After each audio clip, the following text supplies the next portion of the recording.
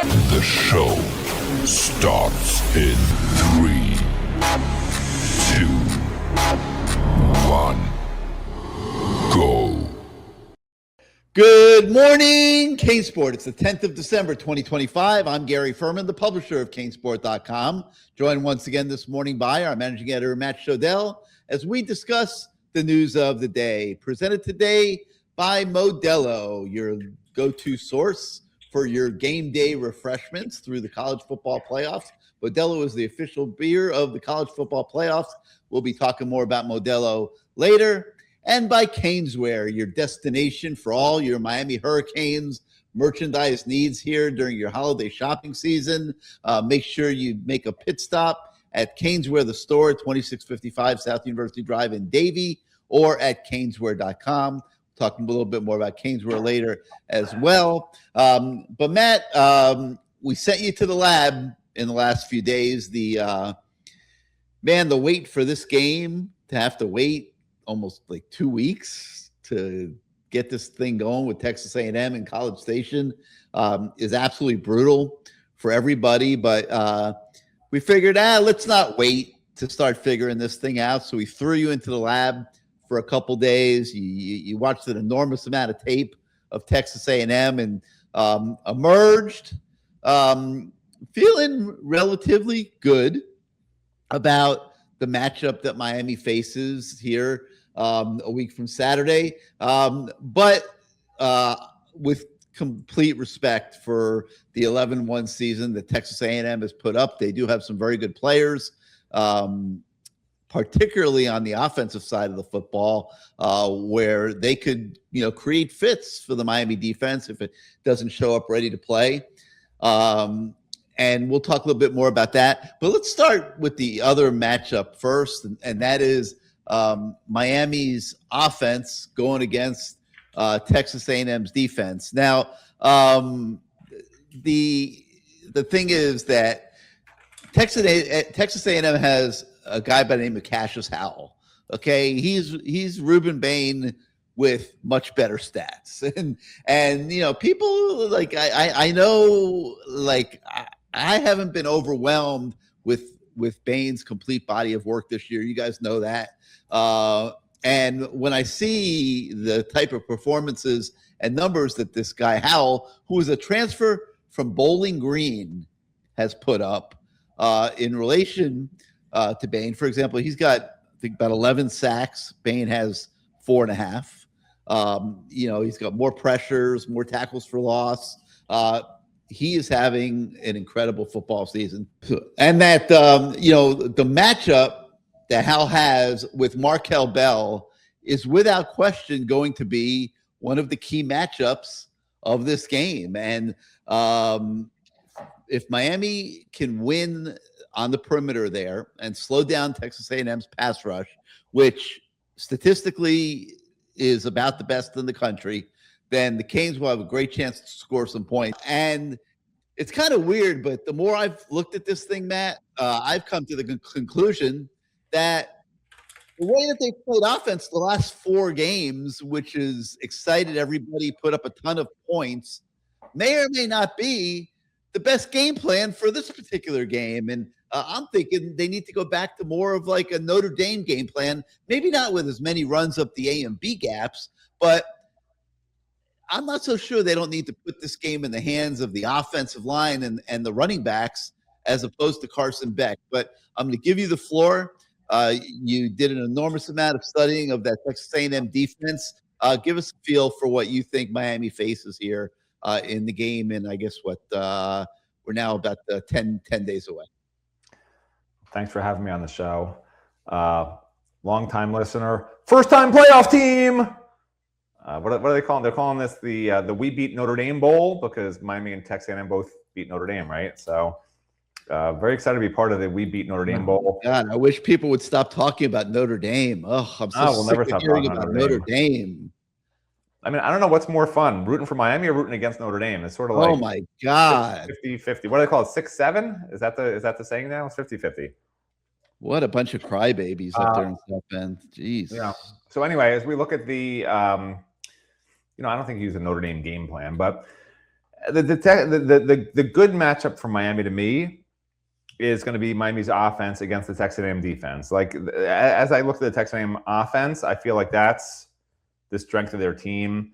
The defense has had some good moments for sure, especially getting after the quarterback. That's what they do really at an elite level. 3.42 sacks per game is number one in the country. And as Gary astutely noted for once, they do have one massive pass rusher. And that's actually the interesting thing to me. He really is, it's a lot easier to stop one guy, right? Whereas at Miami, you've got, Amon Moten has, I think, 2 or 3 sacks in the last 2 games. Akeem Mesidor, good luck stopping him, right? 7 sacks. Baines, the defensive player there in the ACC. Lightfoot's got 3 or 4 sacks. Like, they have a bunch of guys that you have to worry about. But Howell, he's their guy. Like, that's it. You stop him, and that's the massive bulk of their quarterback pressure, right? He has 41 quarterback pressures, 11.5 sacks out of their 41 sacks, right? So they do have a lot of sacks. But after him, the other end has, I think, like 6 or 7 sacks, and nobody else has more than 3, something like that. Or sorry, the other end has 4.5 sacks. So it's just like sort of filtered around. And the other end has also a bunch of quarterback pressures. But after those 2 guys, the next most pressures on the whole team is 16. So this is a team that they do dial up some specific plays that are disruptive and can get sacks. But they've also, been gashed for some big yards on the ground. Their defense has some areas that Miami should be able to take advantage of. And when they don't get to the quarterback, as you look at some of the Pro Football Focus target numbers, right, they're one good cornerback who's done really well is Des Ricks, right? Only allowed 27 catches on 64 targets. But the other 2 guys, Tyreek Chappelle, 33 catches on 48 targets for 313 yards. Will Lee, 30 catches on 54 targets for 502 yards, right? So 2 out of the 3 corners are getting targeted pretty successfully. And Chappelle, the guy who gave up 33 catches on 48 targets, well, he's their nickel. He's got to deal with Malachi Toney, right? So if they're not getting really fast pressure, and honestly, I think Miami's as good an offensive line as they're going to face. So if they're not getting really good pressure, this is not a secondary that holds up particularly well. Their strength is the one defensive end who's awesome, and their linebackers are really good. Secondary, I really feel like Miami will be able to pick them apart if they have time. And, on top of that, Texas A&M average is allowing 4.0 yards per carry, which is not great. It's not terrible, right? Miami averages 4.2 yards per carry, right?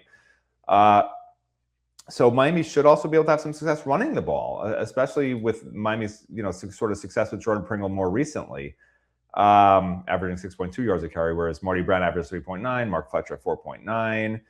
So as you look at some of the teams that Texas A&M faced this year, okay, 4 teams have run for over 200 yards in games. 4 out of 12 teams. That's the third of the teams they played have run for more than 200 yards. Okay, and one of them was UTSA. All right, the others were Arkansas, Missouri, and Texas.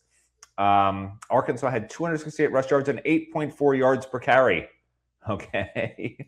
Notre Dame game, Jeremiah Love. This wasn't even a team that ran for 200 yards, but Jeremiah Love, 94 yards and a touchdown on 23 carries. Shadarian Price, 68 yards on 12 carries and 2 touchdowns. So tremendous success by Notre Dame also. So again, this is not a team that stops the run particularly well, doesn't stop the pass particularly well. All they do really well is get after the quarterback.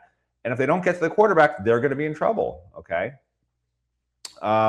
So yeah, I mean, that's the bottom line.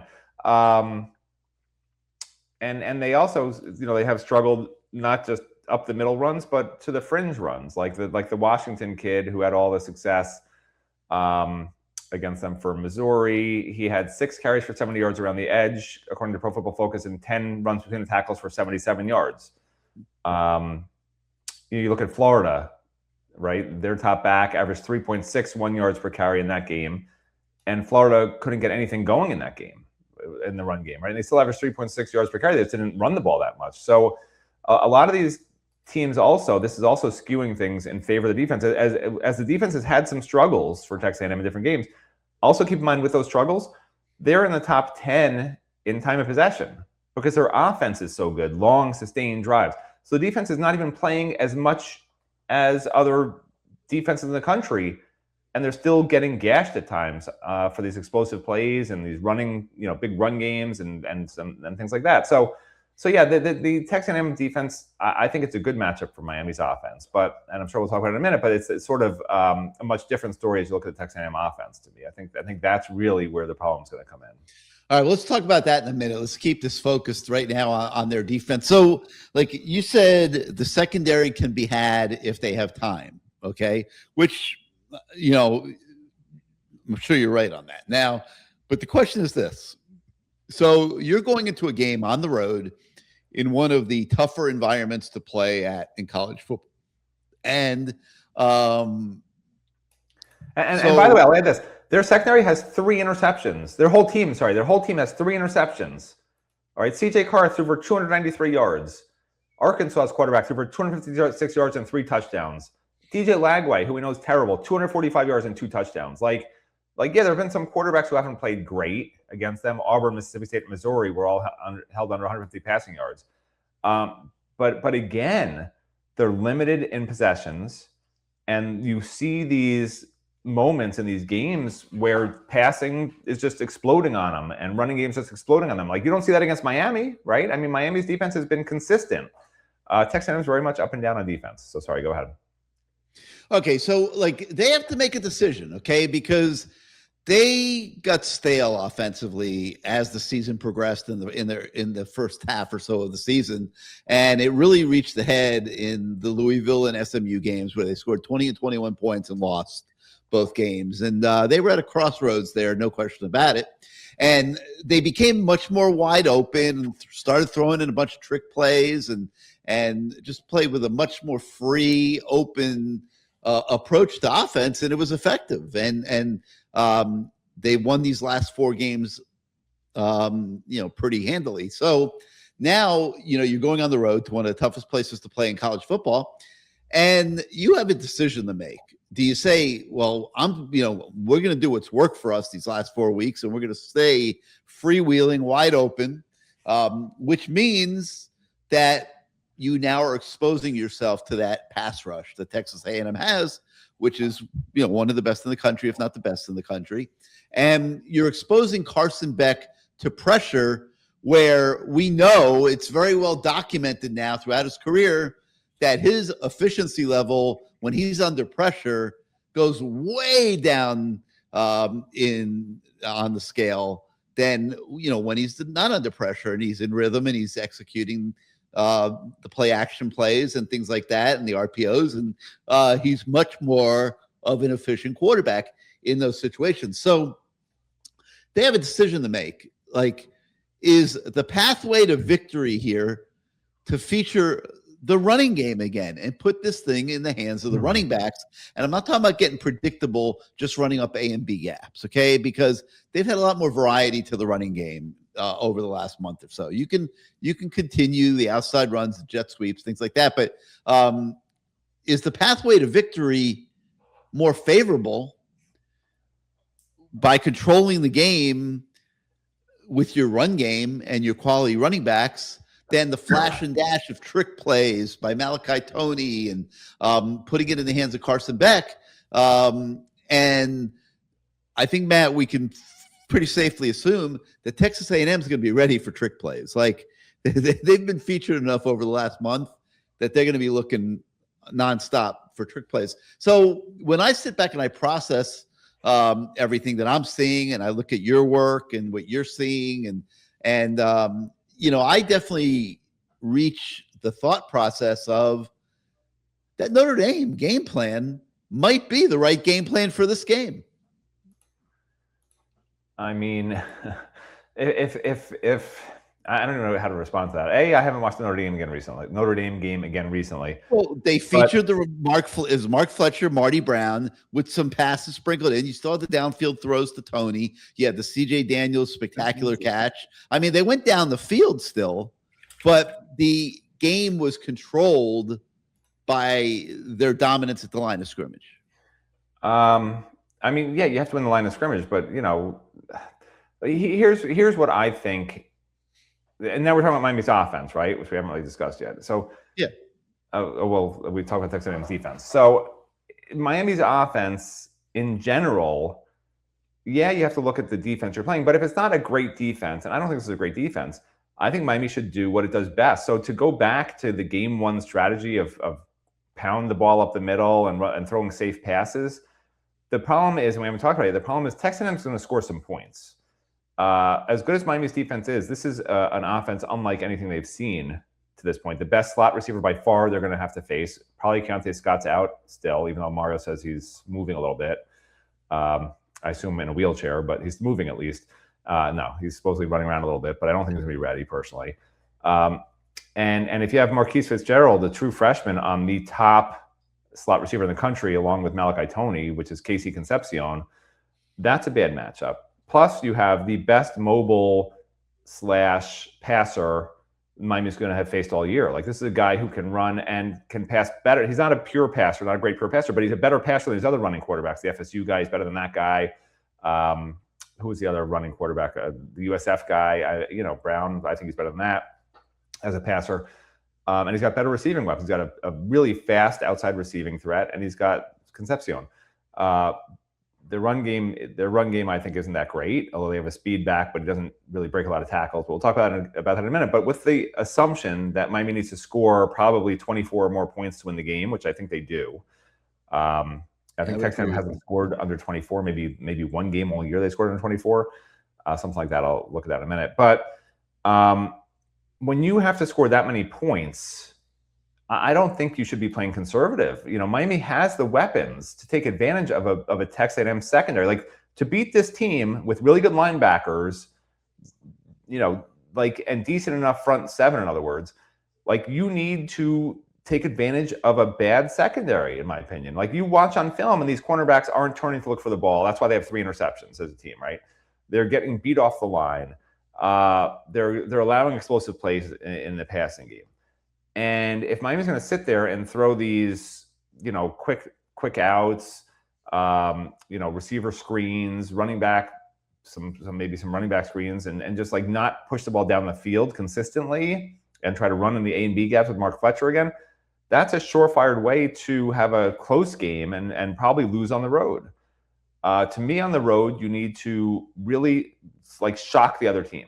Like, they've seen a Miami team for 8 games that did what I just said and what you said against Notre Dame. That was their game plan. Be safe. Let's not cost ourselves the game. To me, Miami has to win this game, not play it safe. So you're saying take the risk. And you have to do that early, right? You don't want all those fans screaming and making noise and disrupting your offense, right? Because we've seen a lot of pre-snap penalties in these situations. And the way you take the crowd out of the game and put the other team on its heels is you do stuff they don't expect. And I want to see a lot of misdirection, which honestly, Shannon Dawson is not good at misdirection. He needs to be better at that, especially a game like this, because this is such an aggressive team. Like, for instance, even the Howell guy, right? When you've seen other teams, and we showed it on film, when you see how other teams tried to attack him and slow him down, the best way to attack him is to run at him, okay? And that means not running up the middle, okay? Because he likes to, he's a stand-up edge, and he likes to take a very wide approach, okay? So there's if he runs straight up field, which he loves to do, just burst up and then either go inside the tackle or out and around the tackle, there's a gap there that you run between. And other teams have done that to slow him down. So Miami needs to run to the edges. Miami needs to attack down the field with the passing game. What I don't want to see is the first 8-game offense that we saw. That's not going to do anyone any favors. Okay, so wait, let me stop you. Let me just stop you. Dawson might outthink himself and say, "Oh well, Texas A&M has a great defense coordinator, which they do. The head coach, right, Mike Elko, great defensive mind. They're going to plan for everything I've already done, and therefore I can't do it." But I don't think Texas A&M has the personnel where whatever they scheme up, they can necessarily stop Miami's players.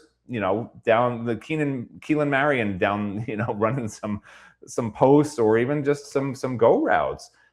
C.J. Daniels is going to be back.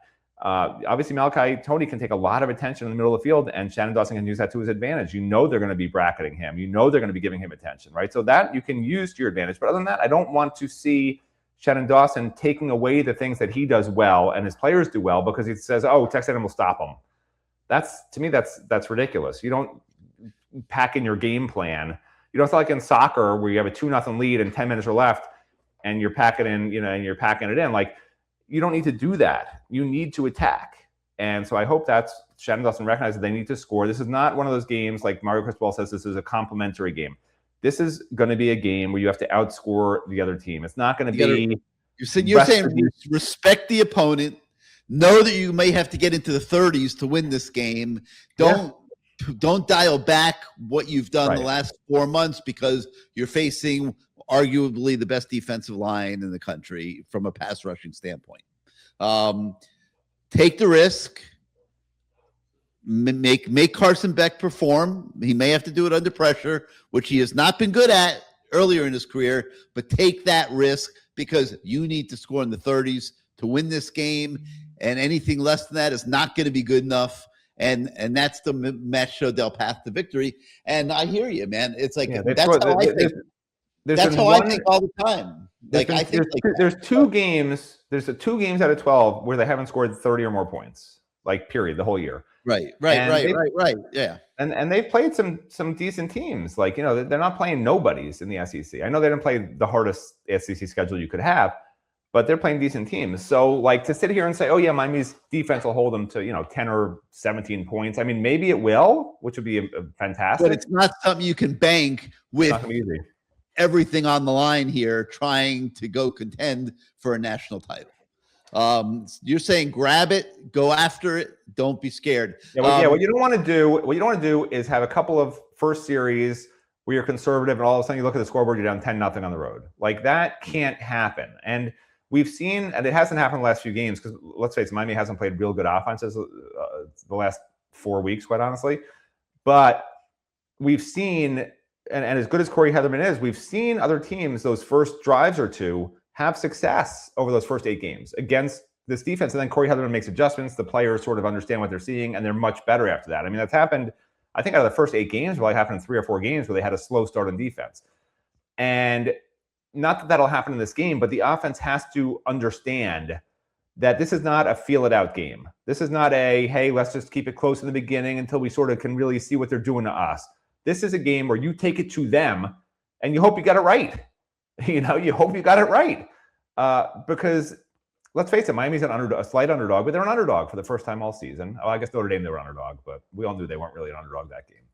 But they're an underdog on the road in a massive game. And this is one of those games where people will remember it. If Mario Cristobal magically outcoaches Mike Elko, if Shannon Dawson and Corey Heatherman magically outcoach the other coordinators, like when's the last time Miami's outcoached other teams in big games? I mean, I can't remember for a while. But that's what people will remember. Like, this is their chance. You got 2 weeks to prepare for a team that I think is overrated because they didn't really play a lot of great teams. They lost to Texas in their last game. They didn't look particularly good in that game, right? So I think Texas A&M is a little overrated, but they do have really good coaches, and they do have some really good personnel, especially on the offensive side. And this is the chance for Miami to really scheme things up because you saw Miami get better as the year went on. You saw Miami playing its best football in the last 4 games, not making a lot of mistakes, a lot of explosive plays. You can't have a coaching staff that now goes back in the shell and then everyone's like, yeah, these coaches suck. Like, you can't go into the offseason with what the hell were these coaches doing? Why did Shannon Dawson go back to the offense of the first 8 games? What was Corey Heatherman thinking when he couldn't contain the quarterback and didn't have a good game plan for Casey Concepcion? You can't have that be the takeaway after Miami made the playoffs. It has to be, wow, what a great game plan by my Miami coaches. Even if they lose by a point or two, at least show that you were prepared, show that your players were put in position to make plays. Like, that's what you got to do. It's not, it's not like you're going to just run over and kill Texas A&M. They're a good team, a lot of talent there, but you can't not be schemed up correctly in a game like this. That would be a massive fail. That's a concern for Miami fans who have seen this through Mario's career, having bad moments. He's had some good games, by the way, right? They beat Ohio State in Oregon, right? But there have been too many bad moments. So this has to be that turning point where it's like, okay, Shannon Dawson really did have it figured out. Okay, Corey Heatherman is what we thought he was. And Mario Cristobal didn't get in the way and didn't call 3 timeouts for no reason in the first half and second half. That's the sort of stuff. Like, that's what I want to see. I want to see great coaching, put the players in position to make plays, and then whatever the outcome is, because that's all you can ask for. Even if Miami loses, if they play well, if they schemed it up well, then it's just, okay, we'll get them next year. That's what it should be. And if Miami plays well and wins, fantastic. Then obviously we'll beat Ohio State, Georgia, and whoever's left over after that. I mean, that's going to be a cakewalk after that, right? All right, guys, let's take a moment and talk about Caneswear because it's holiday shopping season, and that means there's no better time than to go pay a visit to Caneswear. Let's first take a look at Caneswear. Welcome to Caneswear.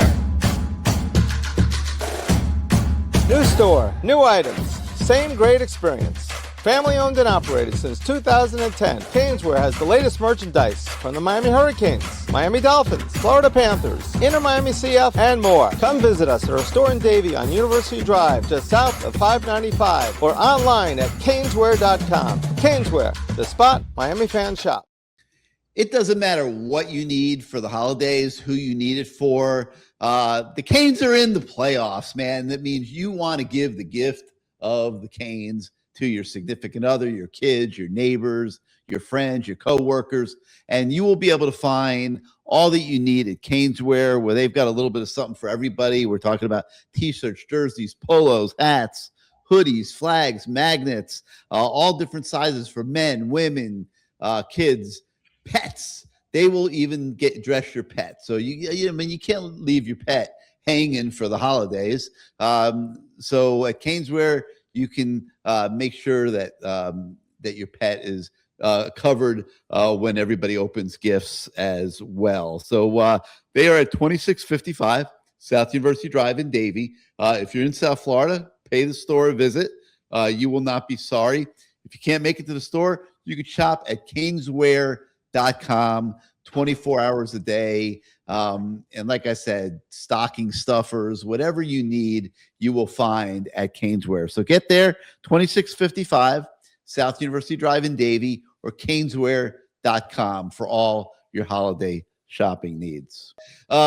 This is the conundrum of this game, quite honestly, because I agree with Matt in a lot of ways. Like what he's saying makes total sense, but I understand the flip side. The flip side is coming out too freewheeling, turning the ball over on the road, getting yourself into a hole in the game, allowing that defensive line to pin back and come after Carson Beck. Carson Beck folding under pressure, reverting to Louisville game Carson Beck and throwing interceptions. And none of that is going to get it done in College Station in 10 days. So this is why the coaches make the big bucks. This is a real football game here coming up, and they got to figure out the pathway. And I asked Mario the other day what the key was to winning a game like this, and he said execution. And you know what?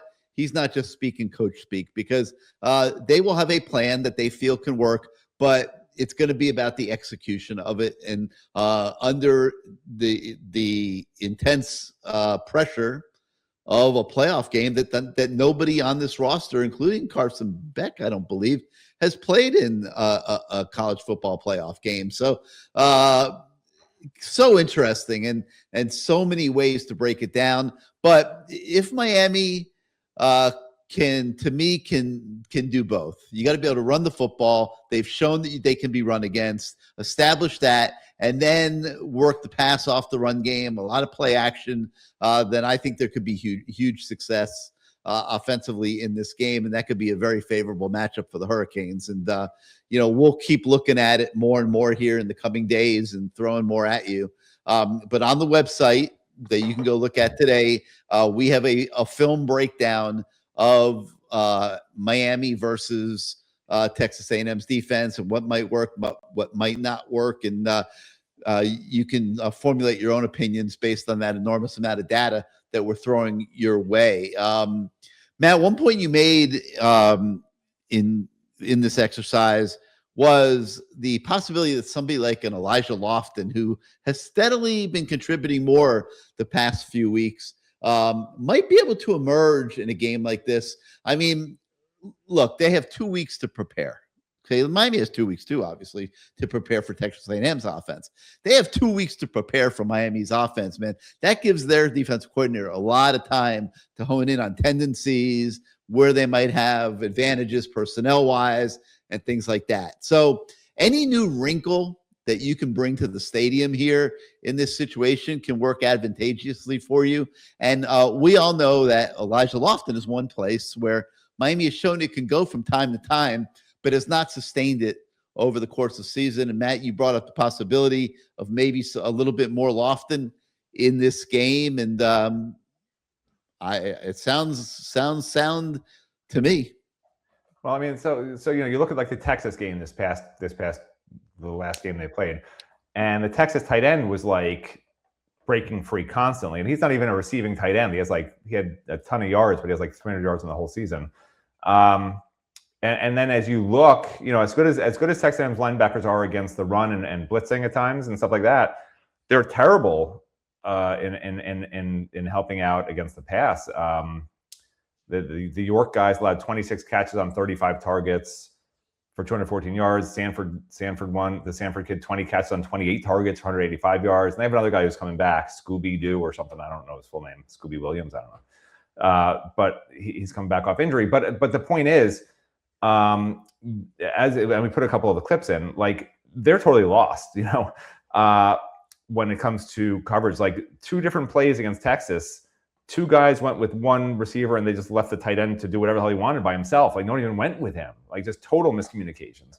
And there's no doubt that Shannon Dawson will note that and figure out ways to confuse that safety linebacker combination that is seemingly having a lot of problems understanding whose responsibility it is on different plays where these routes are crossing over each other, right? A lot of crosses are causing a lot of difficulty for the linebacker safety combinations who are responsible for coverage. And with Elijah Lofton's skill set and the way we saw him used in that first series against Pittsburgh, you have to think they're going to be dialing stuff up for him. I think that's a big weapon that we haven't seen enough of. And I know we've said it a lot. Like, Lofton's going to emerge. Lofton's great. And he is, and he's been banged up a little bit. He's had some drops. He's probably had his head, he's been in the dumps a little bit because he really hasn't had the year he thought he'd have, I'm sure. But that doesn't mean he can't have a big game in this game against a team that's showing some issues trying to guard tight ends who aren't even great pass catchers, let alone an Elijah Lofton who can be a really good pass catching threat. And if you add Lofton in now as a pass catching threat, along with and I'm hoping against hope that Dawson also starts doing some more running back routes, because we saw there was one to Pringle where he actually was down the field a little bit. But even this set up some screens, like some stuff that we haven't seen. Like these are the kinds of things that I really think he needs to do to sort of surprise A&M that they haven't seen. There just isn't a lot of screen action for the running backs. He loves the receiver screens. He doesn't really do running back screens. So things like that are very easy to implement, very easy to do. Involving Elijah Lofton more as a first read instead of I guess whatever he would be, the outlet on some plays or whatever it might be. Creating those opportunities based on what you see, because you have that personnel that can take advantage. There's a lot there that can be done, and the question is, will Shannon Dawson do it? That's what I want to say, because really that's the whole to me the whole key to the game is Shannon Dawson. Period. It's not Corey Heatherman. It's not Carson Beck. It's Shannon Dawson, because it's clear there's so many playmakers on this offense. Like, it's hard to screw it up. But when you have to score a lot of points against another really good offense, there's a much smaller margin of error to where 1 or 2 of your maybe not that many drives, because there's 2 top 10 teams in time of possession, because they have these long ass 10-play, 11-play drives, both these teams. You make a bad call on just one series here and one series there that puts you in a second and long or a third and long, and you don't convert it. That could be the difference between moving on in the playoffs and going back home. This has to be on point every single series. And by now, you think the players have to understand it 100%, right? They have to know where they're supposed to be. The timing should be down, everything like that. So it's just a case of adding in a few little wrinkles and then repping it and repping it and repping it and repping it. And I'm hoping that Elijah Lofton and running back passing games is 2 of those wrinkles, because that's really some stuff they haven't shown a lot of that I think they could take advantage of big time against this Texas A&M team. All right, let's flip the script now and talk a little bit about the other matchup in the game, which obviously is Miami's defense against Texas A&M's offense. And something is going to have to give here, because this is a collision of good against good. The Canes defense has had a really exceptional season this year. I don't think anybody would argue with that. I'm looking for the the team stats. Miami's number 6 in scoring defense, number 11 in total defense, which is, obviously a huge improvement over a year ago. But this is a Texas A&M offense that, as Matt noted earlier in the show, has scored in the 30s pretty much regularly this entire season. And they got a quarterback by the name of Marcel Reed, who hits just under 62% of his passes. They have a wide receiver, Casey Concepcion, who is the Texas A&M version of Malachi Tony, is probably the best way to describe it. He is a dynamic player who's a threat all over the field. So he's going to be a huge challenge for the Canes. They have a very good running attack led by a guy by the name of Reuben Owens. He averages 5.5 carries a game, but probably very much in the mold of Miami's running backs and how effective they can be. They got a speed receiver in Mario Craver, a Mississippi State transfer who had 52 catches this year. A redshirt freshman by the name of Ashton Bethel Roman that can go and get it as well. So, Matt, this is a team that has weapons all over the football field and is going to stress Miami's defense probably as well as anybody they've played this season. Yeah. So like I said, they scored over 30 points in every game except for 2. They've had over 40 points in 6 different games, over 450 total yards against Notre Dame's defense, right? And a bunch of others, Mississippi State, Arkansas, Missouri, South Carolina, Samford, Utah State. Last 2 obviously aren't that big a deal. But for perspective, right, Miami hasn't given up more than 26 points to any opponent. And that was in overtime, that 26 points against SMU. And only one team all year against Miami's had 400 yards, and that was FSU in that massive fourth quarter. They wouldn't have had 400 yards. So, like, it's the flip opposite, right? Like, this is as good an offense as Miami is as good a defense, if that makes sense, right? As good as Miami is, let me say it this way. As good as Miami is on defense, that's how good they are on offense, okay? Right. So something's gonna give. And this is interesting also. I didn't even realize this until somebody mentioned it, and this is in the story this morning, but last year, did you think Miami's tackling was good last year or bad last year? I would say bad. Bad, okay. So last year, Miami averaged missing 8.6 tackles a game. Okay. Okay, that was last year. This year, how many tackles a game do you think they're missing on average, Miami's defense? 7.8. Yeah, 11.2. Really? Okay. So you're saying tackling by stats is worse this year than last year? This is Pro Football Focus, yes. And even the last 4 games when Miami's killing everybody, they're averaging 10 missed tackles a game. Wow. So, it's not this. That's an issue. But and the reason I mention it is this is a really good Texas A&M offensive line. It's sort of like Miami in terms of pass protection. Really good pass protecting offensive line for Texas A&M. There are 5 starters. 3 of them are all SEC first or second teamers or perennial all SEC guys. All 5 are multi-year starters. Okay. But when it comes to run blocking, like this is what Miami will have to do. Miami has to basically, if they're going to win, make Marcel Reed a passer. Okay. And stop the run. In other words, stop Marcel Reed from running and stop Reuben Owens from running. Because if they can make this a one-dimensional attack where they're just passing the ball, Texas A&M is still going to score some points. But it's not going to be unstoppable. There will be drives where Miami will shut them down, okay? And with Reuben Owens in particular, there's a very good chance to do that because I'm trying to see if I can find the numbers here. He didn't start the year as a starter. The starter got hurt, so he's been starting for, 5 or 6 games here. Let me forget. Here it is. Okay, so Reuben Owens averages 5.5 yards per carry, okay? And he averages 2.88 yards after contact, all right? So he doesn't break a lot of tackles is what that's telling you, okay? He gets, they get like 2 or 3 yards of good push for him on average, every single play.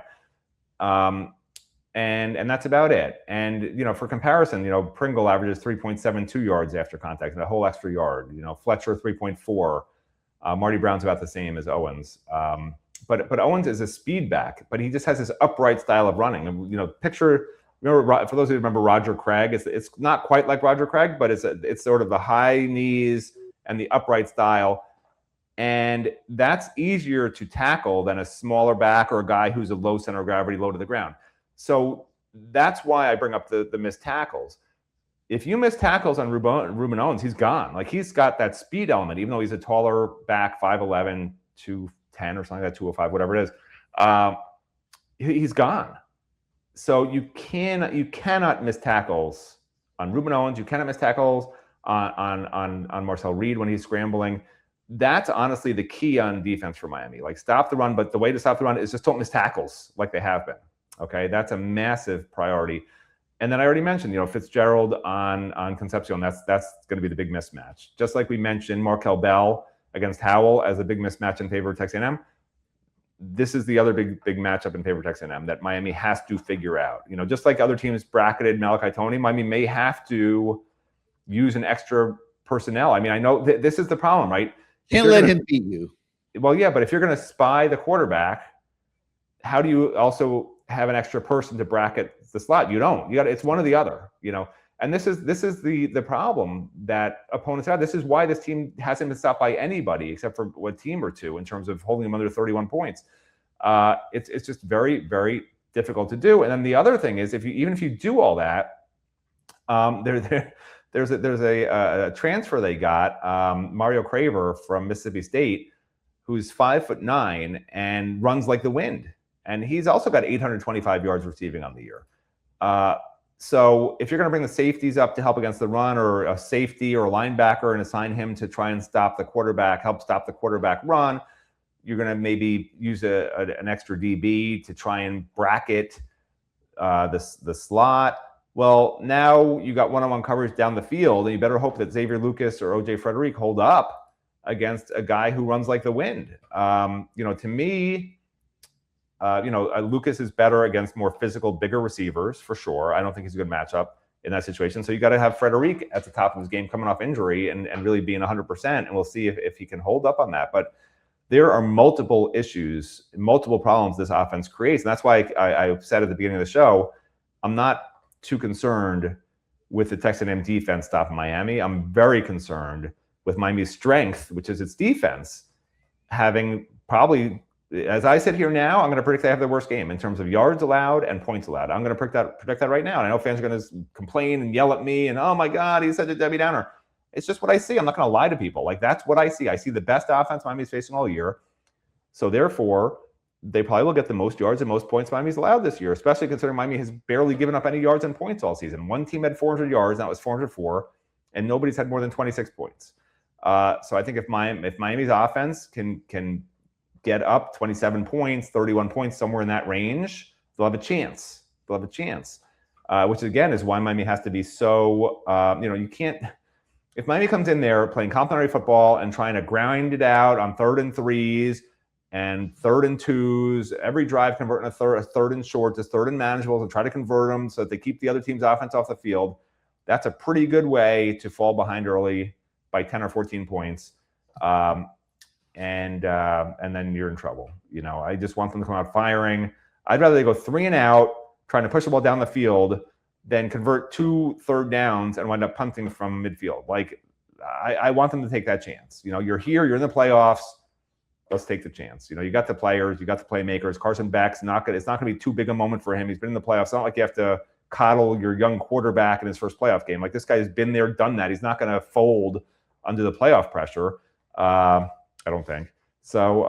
Yeah, that's my horrible judgment. I'm sure I'll be totally wrong. All right, guys, let's take a moment here and talk a little bit about Modelo, because you've been hearing about them, seeing them all season long, but now it's college football playoff time, and that means it's Modelo time, because Modelo is the official beer sponsor of the college football playoff. And the Modelo Recruiter has been in action this entire season, looking to reward full-time fans who give their all for their team. And obviously no better time to do that than with the Canes going to College Station to play in the college football playoff. And if you're watching that game, if you're going to that game, that means that you're a full-time fan, and that means you've been recruited for a nice cold reward. And that, of course, is Modelo, because some things in life are just made for each other. Peanut butter and jelly, macaroni and cheese, and college football and the college football playoffs and Modelo. So you live and breathe college football, and that means you're a full-time fan, and that means that you deserve a Modelo. So as you're watching football here down the stretch of the season, go grab yourself a Modelo and stay game day ready all season long.